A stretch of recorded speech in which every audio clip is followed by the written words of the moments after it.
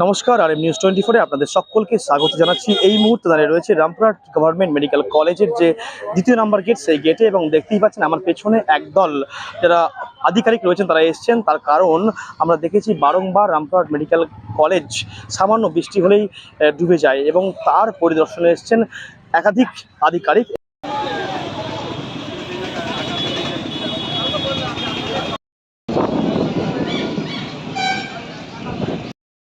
Rampurhat medical কলেজে সামান্য বৃষ্টি হলেই ডুবে যাচ্ছে রামপুরহাট মেডিকেল কলেজ।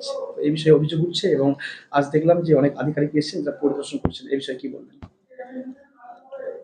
জল বৃষ্টি হলে একটা জায়গায় তো জল জমছে, ঠিকই, সকলেই লক্ষ্য করছে, তোমরাও লক্ষ্য করেছ।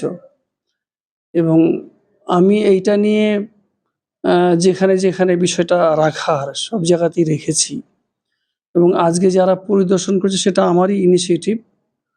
আমি বললাম যে আপনারা সকলে মিলে একটু দেখুন এই সমস্যা থেকে আমরা কি করে বেরিয়ে আসতে পারি।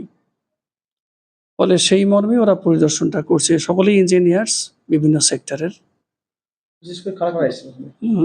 আমাদের WMSL এর কিছু ইঞ্জিনিয়ার, PWDর কিছু ইঞ্জিনিয়ার, আর বাইরে যে TRDA সংস্থা আছে তাদের ইঞ্জিনিয়ার এবং তাদের সহযোগী কিছু মানুষ, তারা দেখবেন এবং একটা অ্যাসেসমেন্ট করে সেই মতো একটা পরামর্শ দেবেন। সেই মতো আমরা যদি এগোতে পারি এগোবো।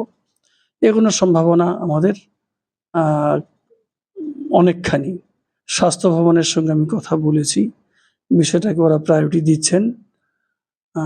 বহু বলার পরে প্রায়োরিটি পেয়েছি, সুতরাং দেখা যাক।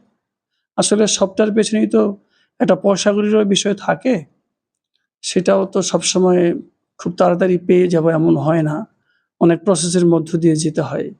এক্সপেক্টেড সেটা এসে গেলে খানিকটা আমরা এই সমস্যা থেকে রেহাই পাবো। পজিটিভ কোনো কিছু আছে, মানে বার্তা এবং হয়ে যাবে? ওই স্বাস্থ্য ভবনের সঙ্গে কথা বলেছি, তারা যেহেতু সদর্থক এই বিষয়টাই, ফলে এইটাকেই পজিটিভ ভাবতে পারি। টাকাটা পেয়ে গেলে আরো সবটাই পজিটিভ হয়ে গেল আর কি। তারপরে ওই ধরো টেন্ডার করা, যাদেরকে দিয়ে কাজ করাবো তাদেরকে নির্বাচন করা, সেইটুকু শুধু সময়ের অপেক্ষা।